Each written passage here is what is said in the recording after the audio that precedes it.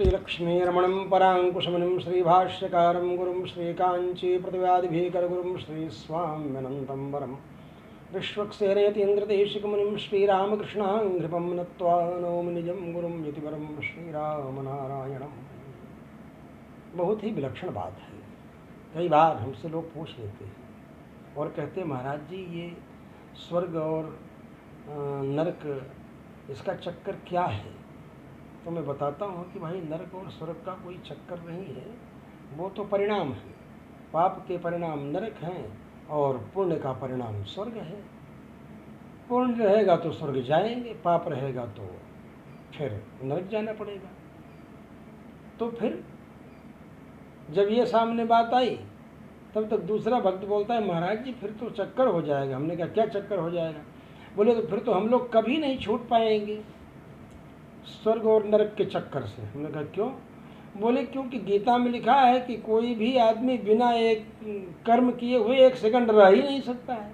जब बिना कर्म किए हुए एक क्षण रह ही नहीं सकता कोई व्यक्ति, एक क्षण नहीं रह सकता है कोई व्यक्ति, तो कर्म तो होगा ही। और कर्म होगा तो चाहे अच्छा कर्म हो चाहे बुरा कर्म हो, और बुरा होगा तो नरक जाना पड़ेगा, अच्छा कर्म होगा तो स्वर्ग जाना पड़ेगा।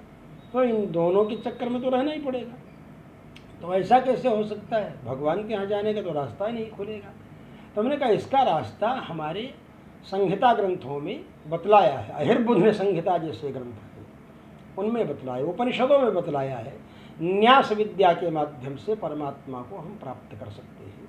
न्यास का मतलब समर्पण की बात, हम भगवान को समर्पित हो जाएं।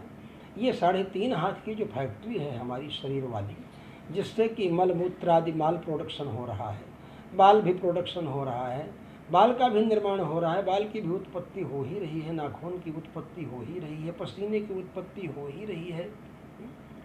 इसी तरह से पाप और पुण्य की भी इसी से उत्पत्ति होती, पाप और पुण्य भी इसी से बनते हैं, पाप और पुण्य कर्म भी होते रहते हैं। तो अगर ये फैक्ट्री ही हम भगवान को सौंप दें तो प्रॉफिट एंड लॉस इससे हमारी छुट्टी हो जाएगी। और तदा विद्वान पुण्य पापे विधूय निरंजन परमं साम्यमुपैति दिव्यम।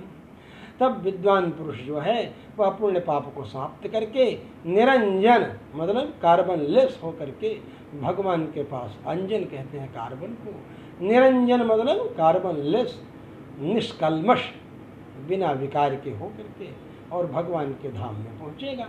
न तो पुण्य रह जाएगा उसका, न पाप रह जाएगा। जब और पुण्य और पाप इन दोनों से छुट्टी ही मिल जाएगी तो पुण्य और पाप से छुट्टी का परिणाम स्वर्ग और नरक से छुट्टी। स्वर्ग और नरक से जब छुट्टी हो जाएगी तो वो वैकुंठ लोक में ही जाएगा, भगवान के धाम में ही जाएगा। इसलिए भगवान के चरणों में पूर्ण रूप से अपने को समर्पित कर देना चाहिए और भगवान का ही हो करके, भगवान मैं आप ही का हूँ, चाहे भला हूँ चाहे बुरा हूँ, सब कुछ आपका हूँ, आपके अलावा और कुछ नहीं, ऐसा मन में सोचना चाहिए और इसी रूप में भगवान को समर्पित होना चाहिए। ऐसा होगा तो कभी किसी चक्कर में नहीं फंसना पड़ेगा, न स्वर्ग में न नरक में कहीं, और भगवान के धाम में पहुँचेगा। यही भरोसा होना चाहिए, विश्वास होना चाहिए।